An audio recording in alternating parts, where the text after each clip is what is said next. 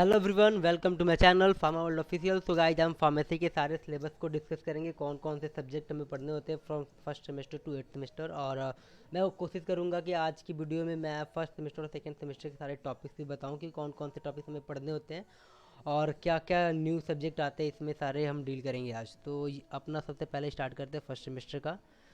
So let's get started guys. तो ये रहा अपना फार्मेसी का फर्स्ट सेमेस्टर का सिलेबस। तो फार्मेसी में पहले मैं बता दूं, अगर आप बायो से थे तो सही है, अगर मैथ से थे तो भी फार्मेसी में बायो और मैथ दोनों आकर के यहाँ पे फार्मेसी कर सकते हैं, तो यहाँ पे कोई सीन नहीं है इधर। तो थोड़ा सा प्रॉब्लम होता है मैथ वालों को, थोड़ा सा कुछ नया पढ़ना हो जाता है क्योंकि उनको टेंथ के बाद बायो से बिल्कुल ही दूर दूर तक कोई रिश्ता नाता नहीं होता है, लेन देन तो है नहीं उनका। बट यहाँ पढ़ना पड़ता है गाइस, अगर आप बायो पे मेहनत करना चाहते हो तभी आना, क्योंकि यार यहाँ पे ह्यूमन एटॉनमी एंड फिजियोलॉजी बहुत बार आने वाला है, बायो केमिस्ट्री आने वाला है। तो ये सब आपने कभी पढ़ा नहीं है और यहाँ पे आपको पढ़ना पड़ जाएगा। बट अगर आप मेहनत करना चाहते हो, फार्मेसी में आना चाहते हो, अपना कैरियर बना सकते हो, तो यो वेलकम गाइस। सो अपना फर्स्ट मैं बता दूं, यहाँ पे ये सब्जेक्ट कोड है सारे। तो जैसे बीपी इन द सेंस कि बैचलर ऑफ फार्मेसी 101 सब्जेक्ट का कोड है एंड T4 थ्योरी। तो यहाँ पे प्रैक्टिकल भी होगा, देखो। तो अपने स्टार्ट करते हैं सबसे पहले ह्यूमन एटॉनमी एंड फिजियोलॉजी। तो ह्यूमन एटॉनमी एंड फिजियोलॉजी में सिंपल सी गाइज, जो टेंथ ट्वेल्थ वाले जो सब्जेक्ट सिलेबस थे हमारे, वही इसमें बेसिकली होते हैं और इसमें ज़्यादा कोई खास नहीं होता है, थोड़ा सा पढ़ना होता है इसमें और थोड़ा सा डीप होता है। बट काफ़ी इंटरेस्टिंग है ये गाइज। अपने बॉडी पार्ट के बारे में जानेंगे, इसमें बहुत कुछ जानने को मिलता है, डिजीज़ के बारे में भी जानने को मिलता है कुछ कुछ। सो यहाँ पे तो पहले का पढ़ा हुआ होता है, क्योंकि अगर बायो वाले हो तो, अगर मैथ हो तो आपके लिए नया सब्जेक्ट है ये, एंड अगर बायो से हो और मैथ से हो तो आप दोनों के लिए फिर से एक नया सब्जेक्ट आने वाला है, दो दो। ये 102 एंड 103, ये फार्मास्यूटिकल एनालिसिस एंड फार्मास्यूटिक्स, ये दोनों के दोनों नया सब्जेक्ट आते हैं आपके फार्मेसी में, क्योंकि ये फर्स्ट टाइम आपके लिए। बट फार्मेसी में तो पहले से ही है, बट आप फर्स्ट टाइम आए हो तो ये आपके लिए बिल्कुल न्यू सब्जेक्ट है। तो गाइज, इसमें फार्मास्यूटिकल एनालिसिस और फार्मास्यूटिक्स में सिंपली हमें ज़्यादा कुछ डीप पढ़ना नहीं होता। इसमें बेसिकली जो हमें ड्रग्स से इम्प्योरिटी होते हैं और लिमिट टेस्ट होते हैं, यही सब पढ़ना होता है। ये दोनों में तो कॉमन होता है, ये इम्प्योरिटी वाला पोर्शन और ये लिमिट टेस्ट जो होता है। तो मैं बेसिकली बता दूँ आपको, क्योंकि यहाँ पे फार्मास्यूटिकल एनालिसिस और फार्मास्यूटिक्स, इन दोनों में ऑलवेज एक चीज़ कॉमन होता है कि एग्ज़ाम में इन दोनों से रिलेटेड एक क्वेश्चन जरूर आता है, या तो लिमिट टेस्ट ऑफ क्लोराइड आएगा या फिर लिमिट टेस्ट ऑफ आयरन आएगा। तो ये वाला क्वेश्चन बेसिकली आता रहता है हर साल। तो इन दोनों, अगर ये क्वेश्चन आप कर लेते हो तो इन दोनों में से किसी न किसी में तो आपका हो जाएगा ये काम का है। बट मैं बता दूँ गाइज, अगर आपने केमिस्ट्री काफ़ी अच्छे से पढ़े इनऑर्गेनिक, तो यहाँ पे फार्मेसी में इनऑर्गेनिक हमें पढ़ना है। और गाइज, सबसे इम्पॉर्टेंट चीज़ यहाँ पे आती है कम्युनिकेशन स्किल, जो कि मेरे अकॉर्डिंग यार इसे थोड़ा सा पहले कर दिया गया, बट सही है, यहाँ पे भी काफ़ी ज़्यादा बुरा नहीं है। बट यार एक सीन होता है कि अगर ये कम्युनिकेशन स्किल अगर हमारा लास्ट सेमेस्टर में होता तो काफ़ी अच्छा होता, क्योंकि यार ये कम्युनिकेशन स्किल में बहुत कुछ सिखाया जाता है और बिल्कुल ही रिलेटेबल होता है, जो कि स्कॉलर लाइफ में आने के बाद जब आप ग्रेजुएटेड होते हैं तो प्लेसमेंट में, और प्लेसमेंट्स के लिए जो आते हैं उनके सामने ये सारे के सारे इंफॉर्मेशन बिल्कुल ही काफ़ी न्यू हो जाते हैं अपने लिए, क्योंकि हम तो फर्स्ट टाइम ये कर रहे हैं। तो ये काफ़ी ज़रूरी होता है मेरे ख्याल से। अगर मैं PCI का सिलेबस अगर अरेंज करता तो मैं इस कम्युनिकेशन स्किल्स को लास्ट सेमेस्टर एथ में डाल देता, क्योंकि यार ये काफ़ी ज़्यादा इंपॉर्टेंट है। क्योंकि अगर ये कम्युनिकेशन स्किल में आपको बताया जाता है इंटरव्यू के बारे में, मतलब मैं तो उसके टॉपिक डिस्कस करूँगा आज इस वीडियो में, तो मैं बताऊँगा वहाँ पे कि कैसे कैसे क्या करते हैं इसका। और ये रहा अपना remedial biology and remedial math, जो कि 6 सब्जेक्ट है। तो मैं गाइस बता दूँ, बहुत बड़ा मिथ जो ये है कि अगर लोग बोलते हैं कि मर्जी है आपकी, ये ऑप्शनल होता है रेमेडियल बायोलॉजी और रेमेडियल मैथ, ऐसा कुछ नहीं है गाइज। अगर आपने बायो लिया हुआ है क्लास ट्वेल्थ में तो आपको मैथ लेना पड़ जाएगा, ये कंपलसरी है, ये कोई ऑप्शनल नहीं है। एंड नेक्स्ट आता है जो रेमेडियल बायोलॉजी, अगर क्लास ट्वेल्थ में अगर मैथ है तो आपको बायोलॉजी लेना पड़ जाएगा, ये कंपलसरी है। तो आप अपने दिमाग से ये सब निकाल दो अगर ऐसा आपको किसी ने पहले बोला हो तो। सो गाइज, अब नेक्स्ट सेमेस्टर की बात करते हैं, सेकेंड वाले की। तो ये रहा सेकेंड सेमेस्टर का सिलेबस गाइज। तो हम सेकेंड सेमेस्टर में सबसे पहले मैं बता दूं कि मैंने ह्यूमन एनवायरनमेंट फिजियोलॉजी के बारे में जो बताया था यहाँ भी आता है। तो मैं पहले एक चीज़ बता दूं यार, यहाँ कॉमन ये रहा कि फर्स्ट सेमेस्टर और सेकेंड सेमेस्टर में छः छः सब्जेक्ट हमें पढ़ना होता है, जो कि देख लो आप सिंपली यहाँ पे 1 2 3 4 5 6 है, जो कि BP 20 से हो गया, यानी कि सेमेस्टर वाइज ये सारे के सारे कोड चेंज होते हैं। जैसे 101 था फर्स्ट का, एंड यहाँ पे 201 हो गया, एंड 301, ऐसे करके 801 तक जाता है। ये सब्जेक्ट कोड है, इसमें कोई ज़्यादा कोई सीन नहीं है, वो आप समझ जाओगे अगर अब पढ़ने स्टार्ट कर दिया, आपने एडमिशन ले लिया तो, क्योंकि इसमें ज़्यादा कुछ टफ है नहीं। तो ये अपना ह्यूमन एनवायरनमेंट फिजियोलॉजी होता है। फिर यहाँ पे ऑर्गेनिक केमिस्ट्री आता है फर्स्ट टाइम, काफ़ी लेंथी होता है, तो यार इसको करना ज़रूरी है। अगर आपने नहीं करा अच्छे से 12th में तो बहुत ज़्यादा कॉम्प्लिकेटेड होने वाला है ये। एंड देन बायो केमिस्ट्री, आपने अगर मैथ लिया है भाई तो फार्मेसी कर रहे हो तो यार यहाँ पे आपके लिए फिर से नया एक सब्जेक्ट आता है। सो गाइज अपना आता है फिर कंप्यूटर एप्लीकेशन इन फार्मेसी, जो कि बहुत ज़्यादा इंपॉर्टेंट है और ये काफ़ी अच्छे से पढ़ना पड़ता है इसको, क्योंकि ये मैं पहले आपको कंप्यूटर एप्लीकेशन इन फार्मेसी का मैं पहले ये बता दूं आपको कि यहाँ पे कोई वैसा कोडिंग वाला कोई सीन नहीं है, यहाँ पे सीएस वाले की तरह काम नहीं कराएंगे हमें वो। तो यहाँ पे सिंपली जो गाइज होता ये है कि मतलब फार्मेसी में जो एप्लीकेशन हो वैसे चीज़ हमें पढ़ना होता है, जैसे क्वेश्चनरीज हो गया, या फिर मैं इसके टॉपिक्स को डील करूँगा बट मैं अभी बता देता हूँ। जैसे एम एस एक्सेस पढ़ना होता है, या फिर माई सीक्वल पढ़ना होता है, एच टी एम एल पढ़ना होता है, एक्सक्यूएल पढ़ना होता है, सारे मतलब एक्स एम एल पढ़ने होते हैं। तो ये सब इसमें पढ़ना होता है, ये काफ़ी ज़्यादा ईजी है बट ये पढ़ना हमें है। तो अब नेक्स्ट आता है इन्वायरमेंटल साइंस, जो कि काफ़ी ज़्यादा मेरे ख्याल से इंपॉर्टेंट है, क्योंकि हमारे इन्वायरमेंट में क्या है, क्यों है, कैसे है, ये जानना बहुत इंपॉर्टेंट है गाइज। क्योंकि अगर और इन्वायरमेंट को सेफ़ कैसे करना है, क्योंकि हमारा इन्वायरमेंट कितना डेंजरस अभी कंडीशन में है, ये शायद हमें आम इंसान को जल्दी पता नहीं लगता, बट ये गाइज है, वो डेंजर है, काफ़ी ज़्यादा डेंजरस हो चुका है, और ये हमें प्रोटेक्ट करने के बारे में इसमें बताया जाए। क्योंकि यार क्लास 4 के बाद तो हमने ईवीएस पढ़ाई कहाँ है, तो ये ज़रूरी पड़ जाता है। और उसके बाद सारे प्रैक्टिकल आते हैं, तो प्रैक्टिकल इसमें 4 है, तो वैसा जैसे था इसमें फर्स्ट सेम में वैसे सेकंड में भी है, बट आपको थर्ड सेम में थोड़ा सा रिलेटेबल, तो बट गाइस आपको थर्ड सेम में थोड़ा सा रिलेटेबल मिल जाता है, क्योंकि यहाँ पे सिर्फ 4 सब्जेक्ट ही पढ़ने होते हैं। जैसे ये ऑर्गेनिक फिर से आता है आपको परेशान करने, अगर आपने अच्छे से परेशान नहीं हुआ है तो ये ऑर्गेनिक फिर से आएगा हमें पढ़ने को। एंड फिर आता है फार्मास्यूटिक्स, जो हमने पढ़ा था फर्स्ट सेमेस्टर में वो सिर्फ फार्मास्यूटिक्स था, बट यहाँ पे फिजिकल फार्मास्यूटिक्स आता है गाइज। एंड द नेक्स्ट आता है यहाँ पे pharmaceutical microbiology. And guys pharmaceutical engineering theory आता है एक। एंड गाइज आता है नेक्स्ट आपका फार्मास्यूटिकल ऑर्गेनिक केमिस्ट्री। एंड आता है फार्मास्यूटिक्स का, ये सारे प्रैक्टिकल आना स्टार्ट हो गए। तो यहाँ पे बेसिकली हमें 4 ही पढ़ना था, ऑर्गेनिक और फार्मास्यूटिक्स, वो भी फिजिकल वाला, माइक्रोबायोलॉजी और फार्मेसी इंजीनियरिंग वाला जो है। तो ये ज़्यादा कुछ सीन नहीं होता है इसमें, बट थोड़ा सा टफ हो जाता है, क्योंकि ये सारे के सारे इसमें 3 नए नए आने वाले हैं, तो बिल्कुल ही मतलब नया होता है अपने लिए, तो ये थोड़ा सा टफ होता है। बट यार कम से कम 6 सब्जेक्ट से तो अच्छा है कि थर्ड सेम में आके हमें 4 सब्जेक्ट ही पढ़ना होता है, तो थोड़ा सा अच्छा होता है, थोड़ा सुकून मिलता है यार। फिर नेक्स्ट अपने थर्ड सेम के बाद फोर्थ सेम में आते हैं। सो गाइज ये रहा अपना फोर्थ सेम का सिलेबस। तो 401 में आता है फिर से ऑर्गेनिक। यार ऑर्गेनिक तो 3 बार आ गया, बहुत परेशान करेगा इसका मतलब तो अभी आता है मेडिसिनल केमिस्ट्री एक नया आता है, एंड फिजिकल फार्मास्यूटिक्स आता है, एंड फार्माकोलॉजी आता है, एंड फार्माकोग्नोसी आता है। यही अपने पास 5 सब्जेक्ट आते हैं फोर्थ सेमेस्टर में। तो ये कुछ ज़्यादा मतलब ये ऑर्गेनिक तो पहले का पढ़ा हुआ होता है, थोड़ा सा 11 12 का रिलेटेबल होता है, बट यहाँ पे मेडिसिनल केमिस्ट्री फार्मास्यूटिक्स फिजिकल वाला फिर से आएगा। फिजिकल फार्मास्यूटिक्स जो है हर सेमेस्टर में आएगा, जो तो थोड़ा सा चेंज होता है उसमें, जो आप पढ़ चुके हो वो नहीं आता है, कुछ अलग टॉपिक आएगा, क्योंकि एक बार में सारा फिजिकल फार्मास्यूटिक्स एक सेमेस्टर में पढ़ाना काफ़ी टफ हो जाएगा, और मतलब बहुत ज़्यादा सीन हो जाएगा, उसको करना थोड़ा सा मुश्किल हो जाएगा, तभी ये ऐसा किया जाता है। फिर आता है फार्माकोलॉजी का। फार्माकोलॉजी फार्मेसी के बारे में ही ये सारे की फार्माकोग्नोसी है। तो ये सारे के सारे आगे गाइज फोर्थ सेमेस्टर के सिलेबस।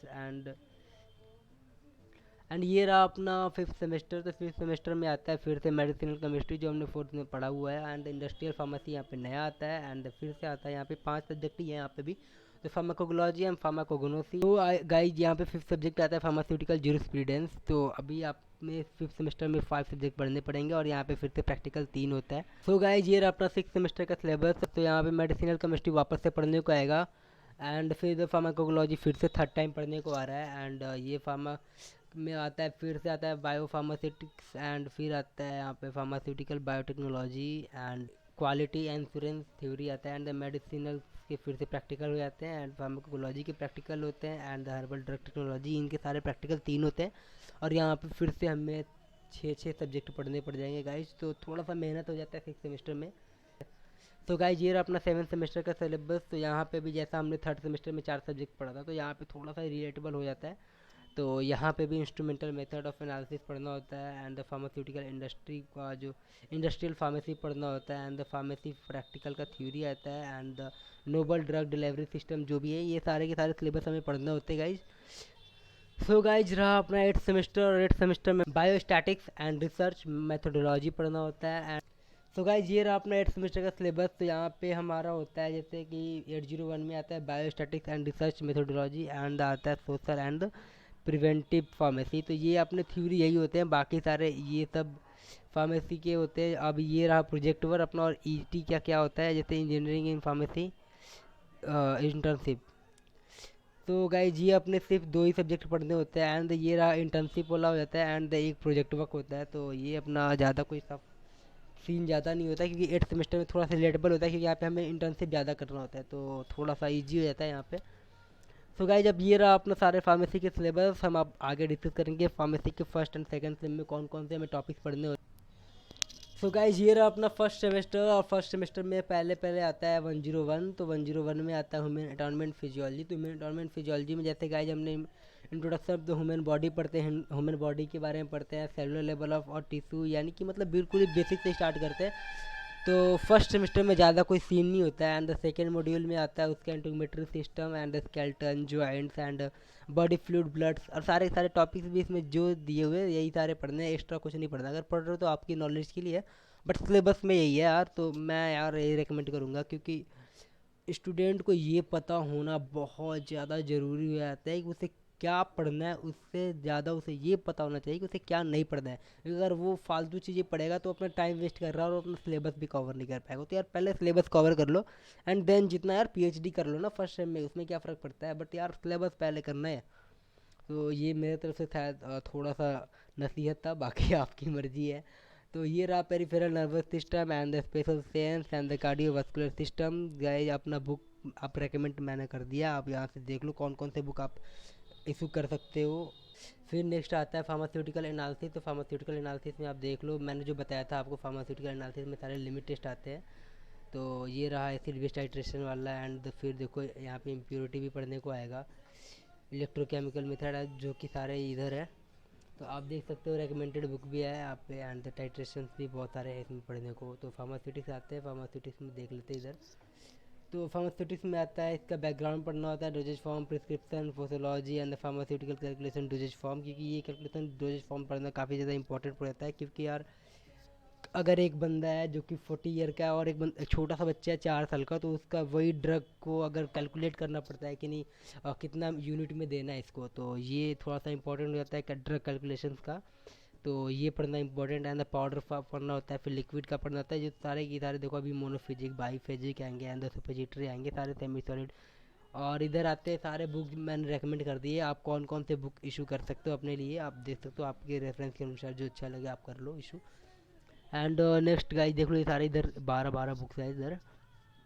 तो ये रहा अपना गाइज फार्मास्यूटिकल्स का इनऑर्गेनिक। तो एसिड बेस बफर पढ़ना है यहाँ पे, मेजर एक्स्ट्रा सेलुलर इंट्रासेलुलर पढ़ना है, एंड द डेंटल प्रोडक्ट पढ़ना है, द गैस्ट्रोइंटेस्टाइनल पढ़ना है, एंड द मिसलिनियस कंपाउंड थोड़ा सा इंपॉर्टेंट ये रहता है, एंड द रेडियो फार्मास्यूटिक्स। तो ये सारे के सारे बुक मैंने रेकमेंड कर दिए इधर। तो आप यहाँ से बुक इशू कर सकते हो। और यार अगर आपको डॉक्यूमेंट्स चाहिए इसकी पीडीएफ फॉर्मेट में, तो आप मेरे को कमेंट बॉक्स में बताओ और मुझे कांटेक्ट करो, मैं आपको हेल्प कर दूंगा, मैं प्रोवाइड करा दूंगा, बाकी आपकी मर्जी है। अगर आपको स्क्रीनशॉट लेना है तो स्क्रीनशॉट भी ले सकते हो। तो ये रहा अपना कम्युनिकेशन स्किल्स। तो देख लो गाइज क्या क्या पढ़ना होता है कम्युनिकेशन में, क्या क्या होता है कम्युनिकेशन का, बैरियर ऑफ कम्युनिकेशन, प्रोस्पेक्टिव क्या होता है, element of communication, communication style क्या होता है, and the basic learning skill क्या होता है, एंड फिर आता है लिसनिंग स्किल वाला जो भी है, एंड गाइज आता है इफेक्टिव रिटर्न कम्युनिकेशन, यानी कि सारे इंटरव्यू के बारे में भी पढ़ना होता है, ग्रुप डिस्कशन क्या है, ये सारे बुक आपके पास मैंने रेकमेंड कर दिया, आप यहाँ से ले सकते हो जो भी बुक आपको अच्छा लगे। एंड गाइज मैं बता देता हूँ आपको ये सारे, अब तो फिर थ्योरी के बाद आ गए रेमेडियल बायोलॉजी वाले। तो रेमेडियल बायोलॉजी की मैं बता दूँ यार, थोड़ा सा ना ये दोनों का सिलेबस मैथ वालों का जो होते हैं उनका आते इधर फर्स्ट टाइम बायो होते हैं। तो इधर थोड़ा सा रिलेटेबल ये होता है, क्योंकि ये ह्यूमन एनवायरनमेंट फिजियोलॉजी जो हमने फर्स्ट सेमेस्टर में पढ़ा है, तो फर्स्ट सेमेस्टर के जो रेमेडियल बायोलॉजी होता है लगभग लगभग सारे सिलेबस सेम होते हैं, तो आपको थोड़ा सा रिलेटेबल होता है यहाँ पे। और आप ज़्यादा मेहनत ना करो तो भी हो जाएगा, बट यार मैथ वालों का दिखाऊंगा मैं क्या क्या करना होता है, क्योंकि यार जितने अगर बायो लिया था अगर वो मैथ लेगा यहाँ पे तो फिर बहुत ज़्यादा गंदा सीन हो जाता है उसका। ये रहा बुक, आप रेकमेंड कर दिया मैंने, आप देख लो कौन कौन से चाहिए आपको। तो गाइज ये रहा रेमेडियल मैथमेटिक्स, जिन्होंने अब तक बायो लिया हुआ है, दूर दूर तक मैथ से कोई रिश्ता नाता नहीं है, तो आज उनका रास्ता मैंने जोड़ दिया है। मैंने नहीं, फार्मेसी वालों ने जोड़ दिया है। जैसे देख लो, पार्शियल फ्रैक्शन, लॉगरिथम है, एंड द फंक्शन है, लिमिट है, कंटिन्यूटी है, मैट्रिक्स, डिटर्मिनेंट, भाई साहब डिफ्रेंसिएशन, यहाँ पे देख लिया, analytical geometry and straight line integration, यार डिफरेंशियल इक्वेशन, ये बहुत सारे यार। मैंने तो फर्स्ट टाइम नाम थे, मैं तो फर्स्ट टाइम क्लियर हो गया, बट यार काफ़ी ज़्यादा टफ है, क्योंकि दूर दूर तक कोई रिलेशन नहीं होता अपने मैथ का, और यहाँ पे आ जाता है मैथ तो फिर बहुत गंदा सीन हो जाता है। तो ये रहा अपना फर्स्ट सेमेस्टर, और यहाँ पे बुक रेकमेंड किया हुआ है, तो आप यहाँ से देख सकते हो। एंड फिर आते हैं गाइज नेक्स्ट सेकंड सेमेस्टर के बारे में। सो गाइस, अब सेकंड सेमेस्टर के स्टार्ट करते हैं, कौन कौन से सब्जेक्ट हमें पढ़ने हैं और कौन कौन से टॉपिक है। तो हमें एनवायरनमेंट फिजियोलॉजी वापस से आता है यहाँ पे, तो वापस से आता है, तो यहाँ पे क्या क्या दिखाता है हमें। तो नर्वस सिस्टम के बारे में पढ़ाता है, डाइजेशन सिस्टम पढ़ना होता है, एनर्जेटिक्स पढ़ना होता है। एनर्जेटिक्स थोड़ा सा इंपॉर्टेंट है, क्योंकि एटीपी का होता है यहाँ पे, synthesis and basic metabolic rate, जो बीएमआर है, ये सारे मतलब काफ़ी ज़्यादा अच्छे होते हैं। अगर ये आप कर लेते हो तो यार आपका बायोकेमिस्ट्री में थोड़ा सा रिलेटेबल होता है। मैं दिखाऊंगा आगे कैसे कैसे होता है वो। अगर आपको वीडियो चाहिए, इसका लेक्चर वीडियो, तो आप मुझे बोल सकते हो कमेंट में, मैं कोशिश करूँगा, क्योंकि यार मेरी ना अभी क्लासेज स्टार्ट होने वाली है, और मैं 31 अगस्त से मेरी क्लास स्टार्ट हो जाएंगी। तो उम्मीद है यार, मैं सिर्फ वीकेंड पे ही, जो मुझे सैटरडे संडे को टाइम मिलेगा, मैं उसी टाइम में आपकी वीडियो बनाऊँगा, बट मैं वीडियो कंटिन्यू रखूँगा, मैं स्किप नहीं करने जा रहा। तो ये रहा अपना गाइज, अपने टॉपिक पे आते हैं। तो ये रहा रेस्पिरेटरी सिस्टम हो गया, यूरिनरी सिस्टम पढ़ने को अपने को मिल जाएगा, एंडोक्राइन सिस्टम मिल जाएगा, अंदर रिप्रोडक्टिव मिलता है यार यहाँ पे, एंड रिप्रोडक्शन ऑफ जेनेटिक्स होता है, सॉरी इंट्रोडक्शन ऑफ जेनेटिक्स होता है। एंड ये रिकमेंडेड बुक है, यहाँ पे आप देख सकते हो, सारे रेफरेंस की हुई बुक है, आप जो मर्जी आप अपने अकॉर्डिंग देख लो, और कौन कौन से ले सकते हो आप। तो ये रहा अपना फार्मास्यूटिकल ऑर्गेनिक केमिस्ट्री गाइज। तो फार्मास्यूटिकल ऑर्गेनिक केमिस्ट्री में आप देख सकते हो कि यहाँ पे हमें नोमेनक्लेचर पढ़ना होता है, आइसोमेरिज्म पढ़ना होता है, अल्कीन अल्काइन कंजुगेट डाइइन, ये सारे के सारे टॉपिक्स है उसके, आप देख सकते हो। एंड इधर गाइज आता है अल्काइल हैलाइड एंड अल्कोहल आता है, एंड कार्बोनिल कंपाउंड, जो कि एल्डिहाइड कीटोन का आता है। सो यहाँ पे अभी एक आता है कार्बोक्सिलिक एसिड वाला पढ़ने को, नया पोर्शन, तो नया तो है नहीं, बट ये हमने पढ़ा हुआ है 12th में। एंड एलिफेटिक एमीन्स पढ़ना होता है, तो सारे बुक में रिकमेंडेड किए हुए हैं, तो आप ये कर सकते हो गाइज। एंड नेक्स्ट आता है अपना बायोकेमिस्ट्री, जो कि मैंने बताया था। देखो, बायो एनर्जेटिक्स जो वहाँ पढ़ना था और यहाँ भी पढ़ना है, तो थोड़ा सा ये रिलेटेबल होता है, तो काफ़ी अच्छा हो जाता है इधर। फिर बायोमोलिक्यूल्स तो पढ़ना ही पढ़ना है, यहाँ पे कैटाबोलिज्म ऑफ पढ़ना होता है, यहाँ पे मेटाबॉलिज्म पढ़ना होता है, यहाँ पे और यहाँ पे कार्बोहाइड्रेट का मेटाबॉलिज्म पढ़ना होता है, बायोलॉजिकल ऑक्सीडेशन पढ़ना होता है, and lipid metabolism, amino acid, and सारे के न्यूक्लिक एसिड मेटाबॉलिज्म के सारे इंफॉर्मेशन, जेनेटिक में ट्रांसफ़र कौन कौन से होते हैं, एंजाइम कौन कौन से होते हैं इधर। ये एंजाइम वाला थोड़ा सा इंपॉर्टेंट होता है, क्योंकि आपको आगे चल के काम आने वाला है ये। सो गाइस, अभी बुक मैंने रिकमेंडेड कर दिया यहाँ पे ये सारे। एंड ये आता है अपना पैथोफिजियोलॉजी। तो पैथोफिजियोलॉजी काफ़ी ज़्यादा इंपॉर्टेंट इसलिए रहता है, क्योंकि यार इसमें थोड़ा सा ना ये सेल इंजरी वाला और इन्फ्लामेशन आप ये कर लेते हो, तो यार पैथोफिजियोलॉजी आपके लिए कुछ नहीं है, बहुत ज़्यादा ईजी होता है। और ये मुझे लगता है कि सिर्फ एक ही बार आया पैथोफिजियोलॉजी, बार बार नहीं आता है, तो इसको कर लो, ये काफ़ी ज़्यादा ईजी कर देता है आगे फॉर फ्यूचर के लिए। तो बहुत ज़्यादा इसमें सीखने को मिलता है इधर। तो कार्डियोवास्कुलर सिस्टम मिलेगा, अंदर रिस्पिरेटरी सिस्टम मिलेगा, रीनल सिस्टम मिलेगा, तो हिमेटोलॉजिकल डिजीज मिलेगा, एंड एंडोक्राइन सिस्टम मिलेगा, नर्वस सिस्टम मिलेगा। आप यहाँ सामने दिख रहा है, यहाँ पे गैस्ट्रो इंटेस्टाइनल सिस्टम मिलते हैं, सारे के सारे मिलते हैं इधर पढ़ने को। तो डिजीज बोन्स और जॉइंट्स का जो जो डिजीज है वो आएगा, प्रिंसिपल ऑफ कैंसर आ जाएगा, एंड इन्फेक्शियस डिजीज आएगा, एंड यूरिनरी ट्रैक्ट डिजीज, यानी यूटीआई वाले जो इन्फेक्शन होते हैं सारे इधर पढ़ने को मिल जाएंगे गाइज। तो रिकमेंडेड बुक यहाँ पे ऑलरेडी मेंशन्ड है, आप देख सकते हो इधर। तो अभी अपन चलते हैं, न्यू सब्जेक्ट आता है, जो आता है अपना कंप्यूटर एप्लीकेशंस, जो मैंने आपको बताया था। यहाँ पे नंबर सिस्टम काफ़ी ज़्यादा इजी है, बट थोड़ा सा लॉजिकली इसमें है। तो नंबर सिस्टम के लिए मुझे काफ़ी अच्छे टीचर मिल गए थे, और मतलब कंप्यूटर के बहुत अच्छे टीचर थे वो, तो अपने सीएस वाले थे वो। तो ये उनको क्लास मिला था, और वो काफ़ी अच्छे से डील करा था उन्होंने, काफ़ी अच्छा से अब तक याद रहता है मुझे वो। नेक्स्ट है गाइज अपना वेब टेक्नोलॉजी पढ़ने का होता है, and the application of the computer in the pharmacy, जो भी है मतलब, एंड द बायो इन्फॉर्मेटिक्स की कौन कौन से इंफॉर्मेशन कहाँ कहाँ से स्टोर करना होता है, एंड द डेटाबेस पढ़ना होता है। तो ये सारे इधर है, आप गाइज आप देख सकते हो। वैक्सीन डिस्कवरी वाला थोड़ा सा इंपॉर्टेंट होता है ये, और वैक्सीन डिस्कवरी तो क्वेश्चन भी आ जाता है, मैं अभी हिंट कर देता हूँ आपको। एंड गाइज ये कंप्यूटर, ये computer as data analysis and the pre clinic development का एक चैप्टर होता है इधर, ये भी पढ़ना होता है इधर। सो गाइज यहाँ पे रिकमेंडेड बुक है तो आप देख सकते हो।